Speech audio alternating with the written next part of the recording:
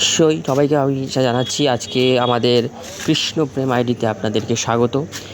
অবশ্য আপনারা যখন দেখছেন শর্ট ভিডিও তাহলে নিশ্চয়ই কোনো সতর্কতা রয়েছে, অবশ্যই সতর্কতা রয়েছে। তার জন্য আমি হাজির হয়েছি শর্ট ভিডিও নিয়ে।